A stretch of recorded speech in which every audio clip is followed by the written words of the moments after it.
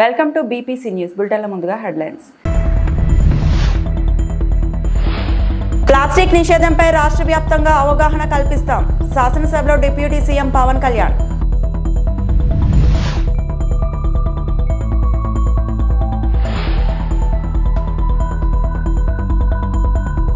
ఆరోగ్యశ్రీ నిలిచిపోలేదు, పేరు మాత్రమే మారింది. మంత్రి సత్యకుమార్.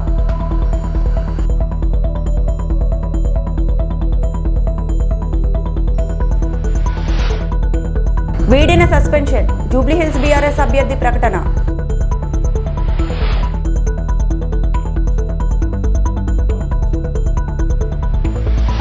రాష్ట్రంలో సింగిల్ యూజ్ ప్లాస్టిక్ నిషేధం ఉందని, క్షేత్రస్థాయిలో అది సరిగా అమలు జరగడం లేదని AP deputy CM Pawan Kalyan అన్నారు.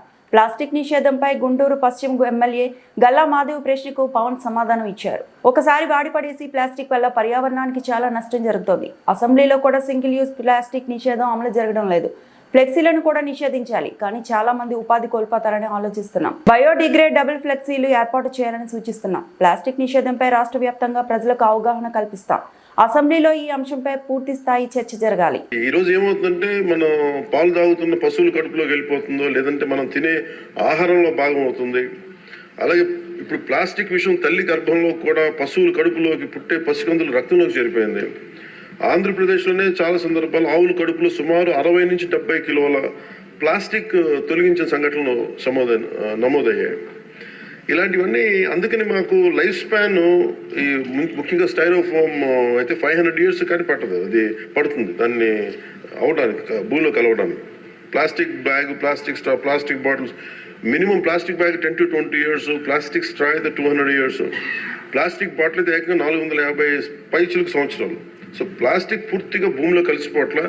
అది మోస్ట్ డేంజరస్ ఏంటంటే, చిన్న చిన్న ముక్కలుగా విడిపోయి మైక్రో ప్లాస్టిక్, నానో ప్లాస్టిక్స్ రూపంలో నేల, నీరు, గాల్లో ఇప్పటికీ ఉండిపోతున్నాయి. ఇటీవల అధ్యయనాల్లో కూడా ముఖ్యంగా తల్లి పాలలో కూడా మైక్రో ప్లాస్టిక్ ఉన్నాయని తెలియజేస్తూ ఉన్నది. సో వీటన్నిటికీ సంబంధించి మేము ఒక నెక్స్ట్ 2-3 monthsలో చాలా ఒక డీటెయిల్ అనాలిసిస్, డీటెయిల్ ప్లాన్తో వస్తాం అధ్యక్ష, ఒక యాక్షన్ ప్లాన్ తోటి. ఆరోగ్యశ్రీ పేరు ఎన్టీఆర్ వైద్య సేవగా మారిందని వైద్య ఆరోగ్య శాఖ మంత్రి సత్యకుమార్ శాసనసభకు వివరణ ఇచ్చారు. రాష్ట్రంలో ఎన్టీఆర్ వైద్య సేవలు గత ప్రభుత్వ హయాంలో కన్నా మెరుగ్గా అమలు అవుతున్నాయని చెప్పారు. ఈ విషయంలో కొందరు నిరాధార ఆరోపణలు చేస్తున్నారని దుయ్యబట్టారు. అసెంబ్లీ ప్రశ్నోత్తరాల్లో గణాంకాలను సభ ముందు ఉంచారు.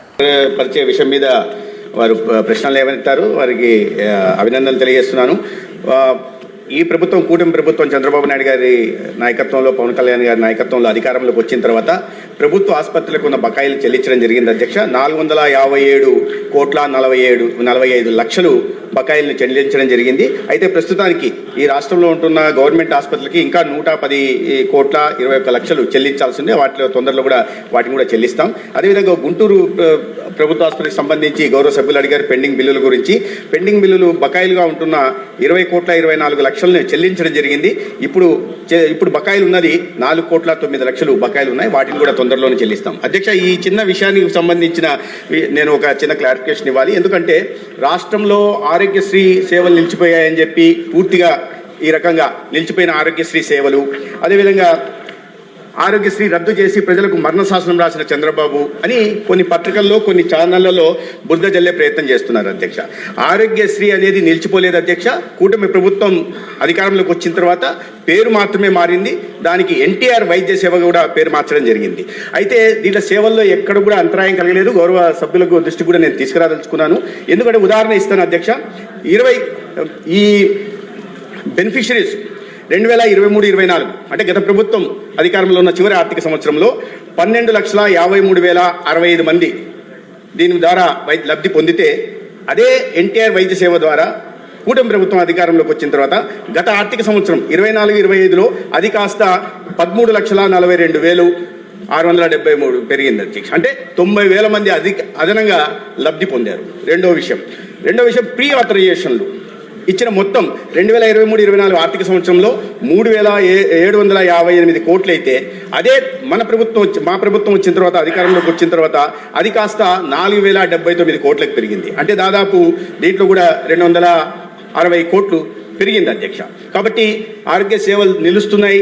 అని చేస్తున్న అసత్య ప్రచారంలో ఏమాత్రం నిజం లేదు. రెండో విషయం, ఎందుకు ఈ పెరిగింది ప్రియాథరైజేషన్ అడ్మిషన్ బెనిఫిషరీస్ ఏమో 6.88% పెరిగారు అధ్యక్ష. ప్రియాథరైజేషన్స్ అంటే చెల్లించిన మొత్తం 7.88% పెరిగింది. దీంట్లో పెరగడానికి కారణం ఏంటంటే అధ్యక్ష, వైఎస్ఆర్ కాంగ్రెస్ పార్టీ గతంలో మెడికల్ కళాశాలలో సీట్లు అమ్ముకుంటే తెలుగుదేశం పార్టీ కళాశాలను అమ్ముకుంటుందని కాంగ్రెస్ పార్టీ రాష్ట్ర అధికార ప్రతినిధి నెల్లూరు సిటీ నియోజకవర్గ ఇన్ఛార్జ్ ఎన్ కిరణ్ కుమార్ రెడ్డి అన్నారు.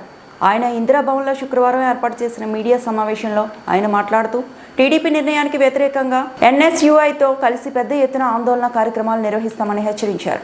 దేశంలో ప్రజాస్వామ్యాన్ని కూనీ చేస్తున్నారని, ఓట్ చోరీ అంశానికి సంబంధించి కాంగ్రెస్ పార్టీ జాతీయ నేత రాహుల్ గాంధీ స్పష్టంగా పేర్కొన్నారన్నారు. కాంగ్రెస్ పార్టీకి అనుకూలంగా ఉన్న ఓట్లను గత ఎన్నికల్లో ఓ యాప్ ద్వారా తొలగించారని విమర్శించారు.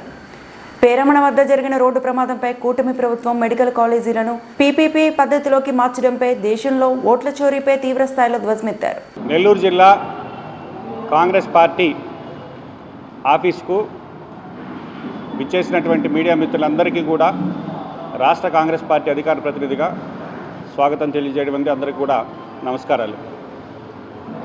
నెల్లూరు జిల్లాలో 2 రోజుల క్రితం జరిగినటువంటి ఒక దుర్ఘటనలో 7 మంది మృత్యువాత చెందడం జరిగింది. వారిని మా కాంగ్రెస్ పార్టీ సభ్యులు వెళ్ళి పరామర్శించి ఓదార్చడం కూడా జరిగింది. కాకపోతే ఇక్కడ కేవలం ఇది ప్రభుత్వ హత్యలు కానీ కాంగ్రెస్ పార్టీ చూస్తుంది. ప్రభుత్వ అధికారుల నిర్లక్ష్యం, రవాణా శాఖ కావచ్చు, మైనింగ్ అధికారులు కావచ్చు, వీళ్ళ పర్యవేక్షణ లేకపోవడం వల్ల ఏదైతే ట్రిప్పరు ఢీ కొట్టడంతో చనిపోయినటువంటి వాళ్ళకి 5 లక్షల రూపాయలు ఏదో ఎక్స్గ్రేషియా ప్రకటించి చేతులు దులుపుకోవడం అనేది దారుణం.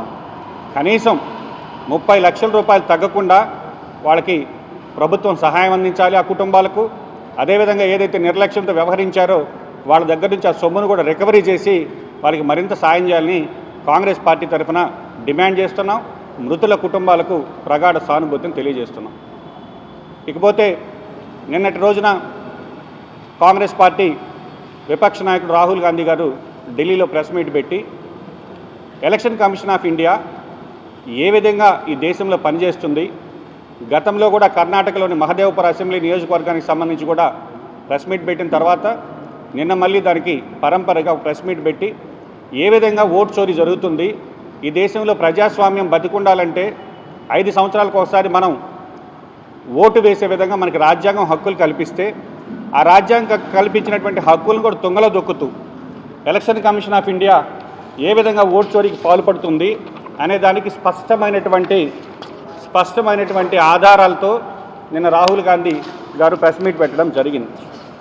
ఒకటే అంటే ఇది మాన్యువల్గా కాకుండా ఒక సాఫ్ట్వేర్ ఉపయోగించి ఉద్దేశపూర్వకంగా కాంగ్రెస్ ఏదైతే మెజారిటీ ఉండేటటువంటి బూతుల్లోంచి అక్కడ సీరియల్ నెంబర్ 1వ నెంబర్ ఓటరు ఆటోమేటిక్గా వేరే వాళ్ళ ఓటర్లు డిలీషన్ కోసంగా అప్లికేషన్ ఫైల్ చేయించినట్టుగా అవి డిలీషన్ అయిన తర్వాత డిలీట్ అయిన విషయం అక్కడ ఉండేటటువంటి బూత్ లెవెల్ బిఎల్ఓకు కూడా తెలియకుండా డిలీట్ అయితే అక్కడ ఉండేటటువంటి అతను వెళ్ళి నా ఓటు ఎందుకు డిలీట్ అయిందని ఆ బిఎల్ఓని అడిగితే నాకు తెలియదని సమాధానం చెప్పడం జరిగింది. దీని మీద కాంగ్రెస్ పార్టీ గతంలో ఎన్నోసార్లు చెప్పినప్పటికీ ఆ ఏదైతే ఓటు కోల్పోయిన వాళ్ళు కంప్లైంట్ ఇస్తే కర్ణాటక సిఐడి కేసు ఫైల్ చేయడం జరిగింది. దానికి సంబంధించి విచారణలో 18 సార్లు ఎలక్షన్ కమిషన్ ఆఫ్ ఇండియాకి లేఖ రాసింది. ఎక్కడ ఏ ఐపీ అడ్రస్ నుంచి ఈ ఫామ్ 7 డిలీషన్కి సంబంధించినటువంటి అప్లికేషన్స్ లాగిన్ అయినాయి, వాళ్ళు ఏ మొబైల్ నెంబర్తో లాగిన్ అయ్యారు, ఆ యొక్క డివైస్ పోర్ట్స్ ఏంటి, దాని యొక్క టెక్నికల్ డీటెయిల్స్ ఇవ్వమని 18 సార్లు సెంట్రల్ ఎలక్షన్ కమిషన్ని కర్ణాటక సిఐడి వాళ్ళు ఇన్ఫర్మేషన్ అడిగితే కనీసం ఆ ఇన్ఫర్మేషన్ కూడా ఇవ్వలేనటువంటి పరిస్థితి. కాకపోతే ఈరోజు స్పష్టంగా ఆధారాలతో వివరిస్తే నేను ఎలక్షన్ కమిషన్ ఒక మాట చెప్పింది, అవును ఏదైతే ఓట్ల డిలీషన్ సంబంధించి అప్లికేషన్స్ వచ్చిన మాట వాస్తవమే, మేము అవన్నీ పరిగణలో తీసుకోలేదు, కొద్ది ఓట్లు మాత్రమే, కొద్ది సంఖ్యలో మాత్రమే డిలీట్ అనేది. అంటే వచ్చిన మాట అయితే వాస్తవం, సాఫ్ట్వేర్ని ట్యాంపర్ చేసో లేదంటే దానికి సాఫ్ట్వేర్కి వేరే రకంగానో హ్యాక్ చేసో ఎక్కడైతే ఎలక్షన్స్ జరుగుతున్నాయో, ఎక్కడైతే కాంగ్రెస్ బూత్లకి మెజారిటీ ఓట్స్ ఉండేటటువంటి దగ్గర ఈ యొక్క ప్రయోగాలు ప్రతి రాష్ట్రంలో చేస్తున్నారని రాహుల్ గాంధీ. హైదరాబాద్ జూబ్లీ హిల్స్ ఉప ఎన్నికల్లో బీఆర్ఎస్ అభ్యర్థిపై ఉత్కంఠత వీడింది.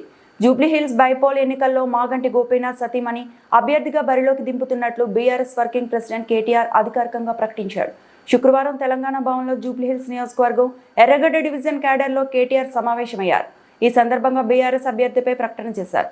ఈ సందర్భంగా కేటీఆర్ మాట్లాడుతూ రాష్ట్రమంతా ఒక తీరుగా ప్రజలు తీర్పునిస్తే హైదరాబాద్లో మాత్రం బీఆర్ఎస్ ప్రజలు గుండెల్లో పెట్టుకున్నారు. హైదరాబాద్ మహానగరాన్ని విశ్వనగరంగా మార్చిన బీఆర్ఎస్ను అన్ని స్థానాల్లో గెలిపించారు. ప్రత్యర్థులు ఎంత దుష్ప్రచారం చేసినా జూబ్లీహిల్స్ మూడోసారి మాగంటి గోపీనాథ్ని గెలిపించారు. మాగంటి గోపీనాథ్ సేవల్ని కొనసాగిస్తామని ఆయన సతీమణి సునీత మీ ముందుకు వచ్చింది. అందరూ ఆమెను ఆశీర్వదించండి అని ప్రజలకు కేటీఆర్ విజ్ఞప్తి చేశారు. 3 సార్లు మీకు సేవలు అందించి ఇవాళ తన అకాల మరణంతో తాను దూరమైన మరి తన ఆశయాలను కొనసాగించడానికి మీ ముందుకు వచ్చిన మన ఆడబిడ్డ శ్రీమతి మాగంటి సునీత గోపీనాథ్ గారు, అట్లాగే వేదికపైన ఆసీనులైన సోదరులు గౌరవనీయులు మన మైనారిటీ ఫైనాన్స్ కార్పొరేషన్ మాజీ చైర్మన్ ఇమ్తియాజ్ ఇషాక్ గారు, అట్లాగే వేదికపైన ఆసీనులైన మన కూకట్పల్లి కార్పొరేటర్లు అంటే కోఆర్డినేటర్ సతీష్ అరోరా గారు, సతీష్ అరోరా గారు, అట్లాగే మన సత్యనారాయణ గారు, ఇంకా కూకట్పల్లి కార్పొరేటర్ జూపల్లి సత్యనారాయణరావు గారు. జూపల్లి సత్యనారాయణరావు గారు 4 బూతులు చూస్తున్నారు, 56, 57, 58, 59. మాందాడి శ్రీనివాసరావు గారు కేపీహెచ్బి కార్పొరేటర్ గారు, వారు 5 బూతులు చూస్తున్నారు, 65, 66, 67, 68. బాలాజీనగర్ కార్పొరేటర్ గారు శ్రీమతి శిరీష బాబురావు గారు, మరి వారు 5 బూతులు చూస్తున్నారు, 69, 70, 71, 72.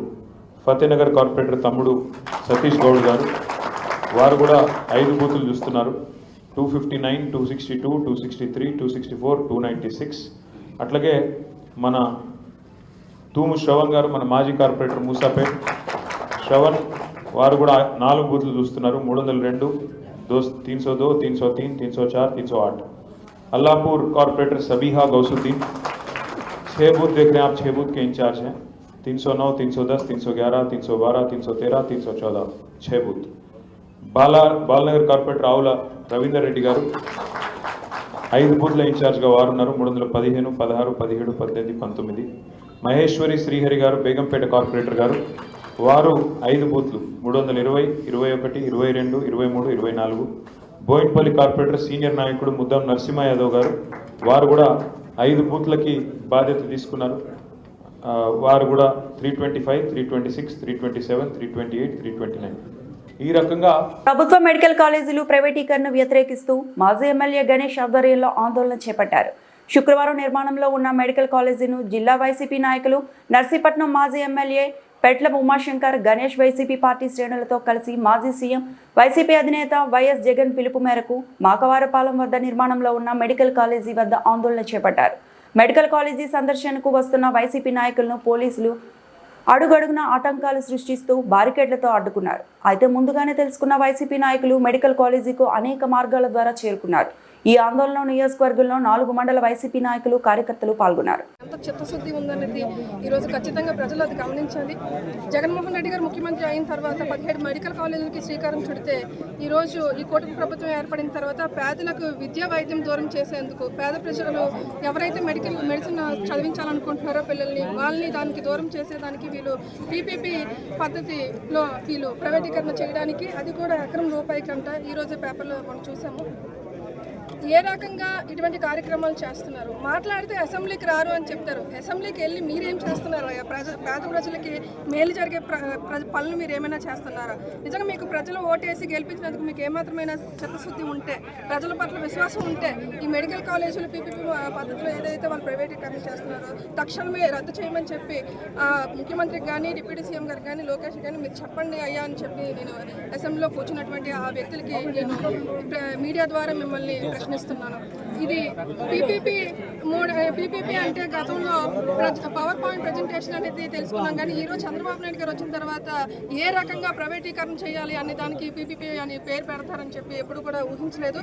ఈ కూటమి ప్రభుత్వం ఏర్పడిన తర్వాత దబదబాలుగా ప్రజలకి అన్యాయం, పేద ప్రజలకి అన్యాయం చేసే దిశగా నడుస్తున్నారు తప్పితే ప్రజలకు ఉపయోగపడే పనులు ఏమీ చేయలేదు. తక్షణమే దీన్ని మీరు వెనక్కి తీసుకొని రద్దు చేయాలని మేము ఇక్కడ వైఎస్ఆర్ కాంగ్రెస్ పార్టీ తరఫున మేము డిమాండ్ చేస్తున్నాము. గుర్తు తెలియని వాహనాలు ఢీకొట్టిన ప్రమాదాల్లో మృతుల కుటుంబాలకు 2 లక్షలు, తీవ్ర గాయాలు పాలైన వారికి 50,000 రూపాయలు సుప్రీంకోర్టు ఆదేశాలతో 2022లో ప్రారంభించిన హిట్ అండ్ రన్ పథకం ద్వారా అందజేస్తున్నామని విశాఖ సిపి డాక్టర్ శంకప్రత బాగ్జీ తెలిపారు. పోలీస్ కమిషనరేట్ పరిధిలో టెంపుల్ ఆఫ్ లెర్నింగ్ హాల్లో గురువారం మధ్యాహ్నం రోడ్డు ప్రమాద బాధిత కుటుంబాలతో సిపి ముఖాముఖి సమావేశం నిర్వహించారు.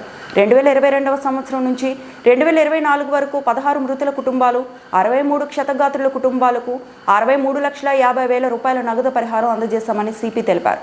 ప్రమాదాల్లో గాయాల పాలైన మృతి చెందిన కుటుంబాలు హిట్ అండ్ రన్ పథకం సేవలకు గాను విశాఖపట్నం పోలీస్ కమిషనరేట్ ఆవరణలో రోడ్డు ప్రమాద బాధితుల సహాయ ప్రత్యేక కేంద్రాన్ని కూడా ఏర్పాటు చేశామని బాధితులు వినియోగించుకోవాలని సిపి కోరారు. ఈ సమావేశంలో traffic ADCP K Praveen Kumar, ACP S Vasudev, traffic సిఐలు అమ్మినాయుడు, శ్రీను, నరసింహారావు పాల్గొన్నారు. 2022 సంవత్సరం ఫస్ట్ ఏప్రిల్ తర్వాత ఎక్కడైనా హిట్ అండ్ రన్ యాక్సిడెంట్ జరిగితే దయచేసి వైజాగ్లో జరిగితే మా దగ్గరికి రండి. మా ఫోన్ నెంబర్ మీ అందరికీ తెలుసు. ఈ road traffic accident victim assistance centre number కూడా, టోల్ ఫ్రీ నంబర్ కూడా ఇక్కడ మేము చూపిస్తున్నాం. దయచేసి కాల్ చేసి ఈ బెనిఫిట్ పొందండి. అండ్ ఆంధ్రప్రదేశ్లో మిగిలిన జిల్లాలో కూడా ఇటువంటి ప్రాబ్లం ఉంటే మీ జిల్లా ఎస్పీ, జిల్లా కలెక్టర్ దగ్గరికి పోయి రిక్వెస్ట్ చేయాలి ఈ డబ్బు కోసం. ఎందుకంటే చాలామందికి తెలియదు, అందుకే వాళ్ళకి ఈ డబ్బు రావట్లేదు. ఈ డబ్బు డైరెక్ట్గా మీ అకౌంట్కి క్రెడిట్ అవుతుంది. ఇంకొక ముఖ్యమైన విషయం ఈరోజు మీకు తెలియజేస్తున్నాం. ఇంకొక ప్రోగ్రాం కూడా త్వరలో మేము చేయబోతున్నాం. రోడ్ ప్రమాదం జరిగింది, ఎవరు చేశారు మాకు తెలియదు. అది వచ్చేసి హిట్ అండ్ రన్. ఆ హిట్ అండ్ రన్ విక్టిమ్స్ బాధితులకు చనిపోతే లీగల్ ఎయిడ్కి 2 లక్షలు, చనిపోకపోతే క్షతగాత్రులకు 50,000 చొప్పున గవర్నమెంట్ తరపున ఇవ్వడం జరుగుతుంది. కానీ వెహికల్ దొరికింది, అప్పుడు motor vehicle accident claims tribunal MACTలో MBOP కేసెస్ ఫైల్ చేయాల్సి వస్తుంది. ఆ MBOP కేసు ఫైల్ చేయాలంటే డాక్యుమెంట్స్ కావాలి, పోలీస్ నుండి డాక్యుమెంట్ కావాలి, ఇంకా రకరకాల డాక్యుమెంట్స్ కావాలి. ఆ డాక్యుమెంట్స్ సేకరించిన తర్వాత కోర్టు చుట్టూ తిరగాలి. ఇప్పుడు మనిషి చనిపోయారు, పిల్లలు, చిన్న చిన్న పిల్లలు, వాళ్ళ అమ్మ కోర్టు చుట్టూ తిరగాల, లేకపోతే పిల్లల్ని పోషించాలా. సో అందుకే కోర్టు చుట్టూ తిరగలేరు, ఆ డాక్యుమెంట్ సాధించలేరు, అందుకే కేసు పెట్టలేరు, అందుకే అమౌంట్ కూడా వాళ్ళకు రావట్లేదు. అప్పుడప్పుడు ఎప్పుడో జరిగింది ప్రమాదం, ఇంతవరకు కేసు ఫైల్ చేయలేదు. సో ఈ సెంటర్ స్థాపించిన తర్వాత మేము ఇటువంటి 9,000 కంటే ఎక్కువ ప్రమాదాలు జరిగినా ఆ కేసెస్ మాత్రం ఫైల్ చేయలేకపోయారని మేము గుర్తించాము. ఇప్పుడు 1 by 1 ఈ ప్రతి case MBOP case MACT motor vehicle accident claims ట్రైబ్యునల్లో ఫైల్ చేయిస్తున్నాం. తర్వాత వాళ్ళు తిరగలేరు, మా వాళ్ళు తిరిగి వాళ్ళ కోసం MACT నుండి త్వరలో తీర్పు వచ్చేటట్టు. డాక్టర్ బిఆర్ అంబేద్కర్ కోనసీమ జిల్లా రావులపాలెం మండల పరిధిలో ఈతకోట గ్రామంలో జాతీయ రహదారి చెందని కొత్త సెంటర్లో కొలువై ఉన్న శ్రీ కనకదుర్గమ్మ అమ్మవారి ఆలయంలో శ్రీదేవి నవరాత్రుల మహోత్సవాలు ఆలయ కమిటీ వారి ఆధ్వర్యంలో ఘనంగా జరగనున్నాయి. ఈ సందర్భంగా ఆలయ కమిటీ చైర్మన్ వెలిగట్ల రామకృష్ణ, కమిటీ సభ్యులు, ఆలయ అర్చకులు కండవెల్లి నారాయణాచార్యులు మాట్లాడుతూ దసరా ఉత్సవాలను పురస్కరించుకొని ప్రతి ఏడాది అమ్మవారి నవరాత్రులను ఘనంగా నిర్వహించడం జరుగుతుంది. ఈ నెల 22 నుండి దసరా మహోత్సవాలు మొదలై అక్టోబర్ 2 వరకు దేవి నవరాత్రులను అత్యంత భక్తి శ్రద్ధలతో నిర్వహించడం జరుగుతుందన్నారు. రోజుకో అవతార రూపంలో అమ్మవారు దర్శనమిస్తారు. ప్రతిరోజు అమ్మవార్లకు ప్రత్యేకంగా విశేష పూజలు నిర్వహిస్తామని తెలిపారు. నవరాత్రుల్లో భక్తులు, మహిళలు కుంకుమ పూజల్లో పాల్గొని శ్రీ కనకదుర్గమ్మ అమ్మవారిని దర్శించుకొని దివ్య ఆశీస్సులు, అనుగ్రహం పొందాలన్నారు. కనకదుర్గమ్మ వారి దివ్య ఆశీస్సులతో జరిగే బ్రహ్మాండమైన విజయదశమి పురస్కరించుకుని అమ్మవారి 22వ తారీఖు నుంచి రోజుకో అవతారంలో అమ్మవారి దర్శనమిస్తూ ఉంటుంది. ఆవిడ చల్లని ఆశీర్వాదంతో రోజుకో అవతారంలోని అమ్మవారిని దర్శించుకుని ప్రత్యేక పూజల్లో పాల్గొని అమ్మవారి ఆశీర్వాదం, ఆశీస్సులు పొందాలని కోరుకుంటూ మా ఈతకోట గ్రామంలో చైర్మన్ ఎర్రగట్ల రామకృష్ణ గారు మరియు కమిటీ సభ్యులు సారథ్యంలో అత్యంత బ్రహ్మాండంగా జరుగుతుంది.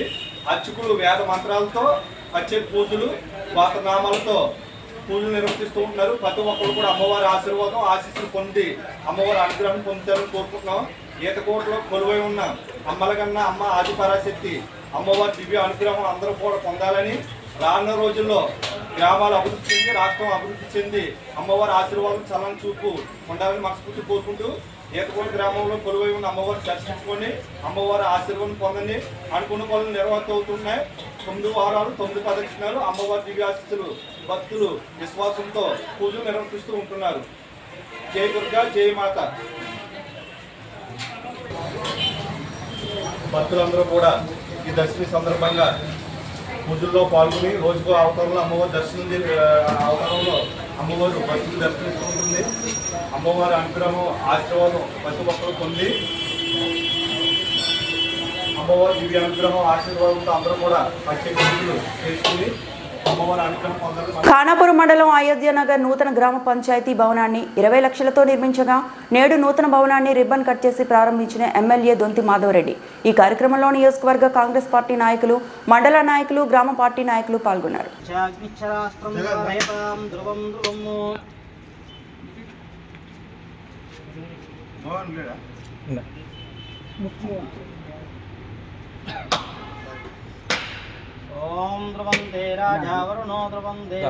అయోధ్య నగర్ గ్రామ పంచాయతీ భవనము ప్రారంభోత్సవ సందర్భంగా ఈ గ్రామ ప్రజలకి మొదలు శుభాకాంక్షలు తెలియజేస్తా ఉన్నాను.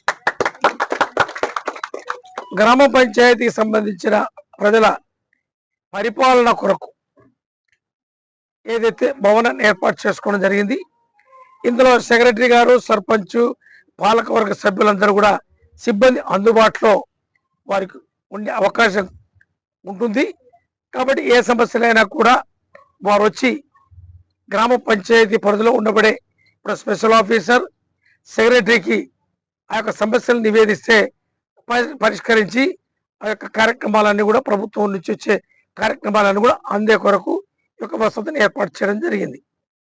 కాబట్టి మిగిలినవి కూడా ఏదైతే గ్రామ పంచాయతీ జనాభా ప్రాతిపదికలో కొంచెం రూములు చిన్నగా ఉన్నాయి, వచ్చే ఏదైతే పెద్ద సైజ్ గ్రామాలకి కొంచెం పెద్దగా ఉండాలని చెప్పి ఇంజనీరింగ్ అధికారులకు కూడా సూచన జరిగింది. కాబట్టి ఇవన్నీ కూడా దృష్టిలో పెట్టుకొని అన్ని గ్రామాల్లో ఇప్పటి వరకు నూతనంగా ప్రారంభించుకునే మినాయిస్తే మిగిలినవి కూడా చాలా వరకు భవనాలు లేవు. కాబట్టి అవి కూడా ఒక సంవత్సరం లోపు ఏదైతే ఎన్నికల లోపే అవన్నీ కూడా ఏర్పాటు చేసి ఆ యొక్క వసతి కూడా ఏర్పాటు చేస్తారని చెప్పి ఈ సందర్భంగా మీ ద్వారా ఖానాపూర్ మండల ప్రజలకి తెలియజేస్తా ఉన్నాం. సాలూరు నియోజకవర్గంలో మొక్కు మండలంలో వెంగళరావు సాగర్ ప్రాజెక్టు పరిధిలో తూరు మామిడి పరిధిలో ఆర్టీసీలో 19L కాలువను సిపిఎం పార్టీ జిల్లా కార్యదర్శి కొల్లి గంగనాయుడు రైతులతో కలిసి శుక్రవారం పరిశీలన చేశారు. ఈ సందర్భంగా గంగునాయుడు మాట్లాడుతూ వెంగళరావు సాగర్ ప్రాజెక్టు పరిధిలో 24,700 ఎకరాల భూమికి సాగునీరు అందించాల్సి ఉండగా కేవలం 16,000 ఎకరాలకు మాత్రమే సాగునీరు అందిస్తుందని, ప్రాజెక్టులో పుష్కలంగా నీరు ఉన్నప్పటికీ కాలువలు మరమ్మతులు చేయకపోవడం వల్ల రైతులకు నీరు వెళ్లడం లేదని అన్నారు. తూరుమామిడి, శాంటేశ్వరం గ్రామాలకు సంబంధించి ఆర్బీసీలో 90L, 18L కాలువల పరిధిలో సుమారు 1000 ఎకరాలకు సాగునీరు అందించాల్సి ఉన్నప్పటికీ సక్రమంగా నీరు అందించడం లేదని అన్నారు. ప్రాజెక్ట్ చైర్మన్ తూరుమామిడి గ్రామం నుంచి ఉన్నప్పటికీ తూరుమామిడి గ్రామానికి సకాలంలో కాలువలు మరమ్మతు చేయకపోవడంతో నీరు అందించడం లేదని విమర్శించారు. కాలువ చైర్మన్ ఉన్న గ్రామానికి సాగునీరు ఇవ్వలేకపోతే వెంగళరాయ సాగర్ ప్రాజెక్టు పరిధిలో మిగిలిన గ్రామాలకి కూటమి ప్రభుత్వం ఏమి సాగునీరు అందిస్తుందని ప్రశ్నించారు. అలాగే ఈ కాలువలే కాకుండా ఎల్బీసీ, ఆర్ఎంసీ పరిధిలో పూర్తి స్థాయిలో సాగునీరు అందడం లేదని, ఎల్బీసీ పరిధిలో అక్విడేట్ పూర్తిగా నాశనం అయిపోయి సంవత్సరాలు గడుస్తున్నా ఇప్పటికీ కొత్త అక్విడేట్ నిర్మాణం చేయలేదని, దానివల్ల 4,000 ఎకరాలకి సాగునీరు అందించడం లేదని అన్నారు. సాగర్ ప్రాజెక్టు పరిధిలో సుమారు 65 లక్షల రూపాయలు నిధులు అంచనాలు వేసి మంజూరు చేశారని, సమాచార హక్కు చట్టం ప్రకారం అడిగితే ఇచ్చారని, ఆ నిధులు మరమ్మతులకు ఉపయోగిస్తే ఈ పాటికి చివరి భూమి వరకు సాగునీరు అందేదని, మరి ఈ నిధిలో ఖర్చు చేశారా లేదా, ఖర్చు చేస్తే ఎందుకు చివరి భూమి నీరు వెళ్లడం లేదని అధికారులు ప్రశ్నించారు.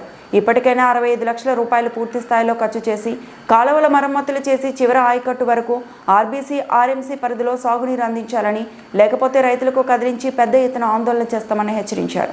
ఈ కార్యక్రమంలో తూరుమామిడి రైతులు పాల్గొన్నారు. వెంగళరాయ సాగర్ ప్రాజెక్టు ఇవాళ 25,000 ఎకరాలకి సాగునీరు అందించాల్సి ఉంది.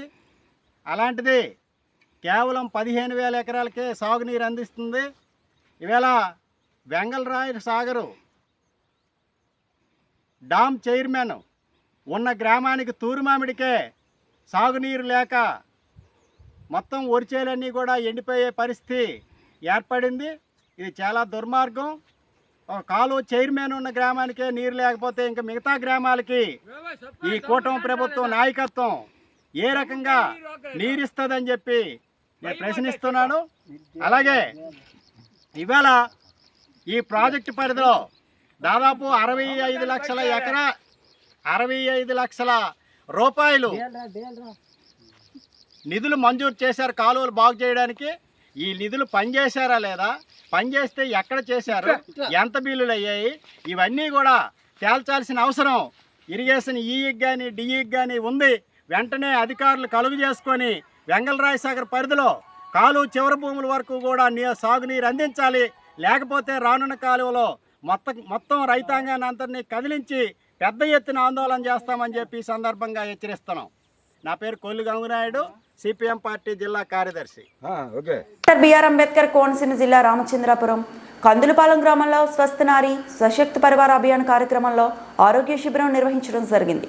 మండల అధికారి డాక్టర్ సందీప్ నాయుడు మాట్లాడుతూ మహిళలు కిషోర బాలికలను స్క్రీనింగ్ చేయడం ద్వారా వారిలో రక్తహీనతను గుర్తించి చికిత్స అందించుట, క్షయ వ్యాధి పరీక్షలు నిర్వహించుట, గర్భిణీ స్త్రీలకు ప్రసూతి పరీక్షలు నిర్వహించుట, చిన్నపిల్లలకు వ్యాక్సిన్ అందించుట, క్యాన్సర్ స్క్రీనింగ్ నిర్వహించి అనుమానిత కేసులను గుర్తించి రిఫర్ చేయుట వంటి సేవలు ఈ క్యాంపులో నిర్వహిస్తున్నామని తెలిపారు.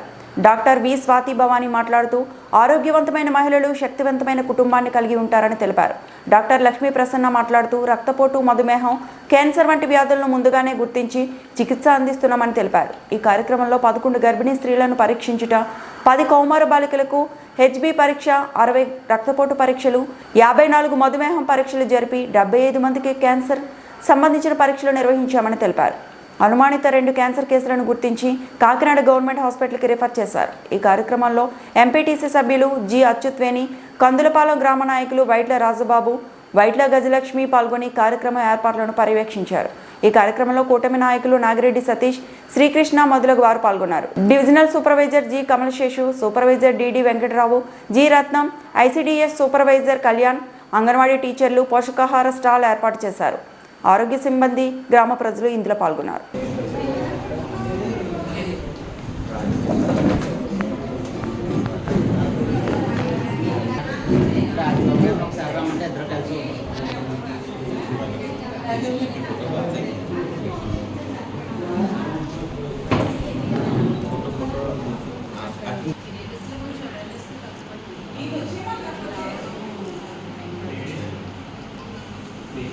అమ్మ మీరు ఐరన్ టాబ్లెట్ తీసుకుంటారా, రక్తం పట్టడం కదండి.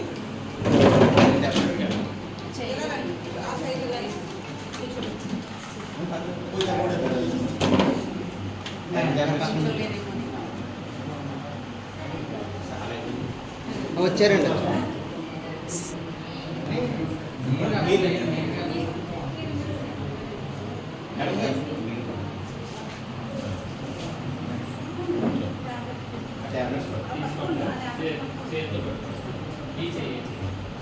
ఇలా చూడండి ఒకసారి.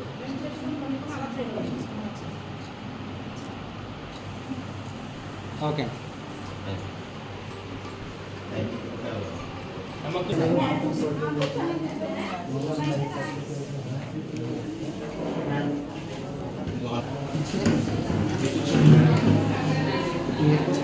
చూడండి మరి మర్యాద చేయాలండి.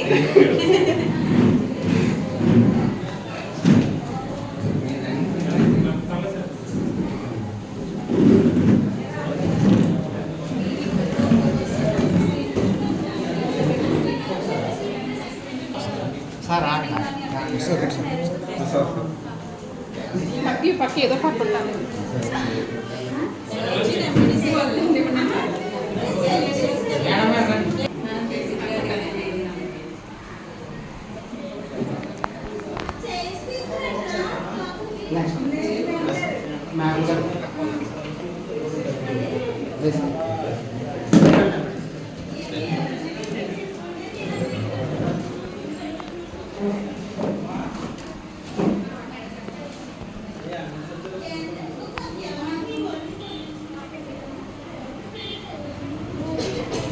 స్క్రీనింగ్ ఏదో చెప్తూ బయట ఈ వార్తలు ఇంతటితో సమాప్తం.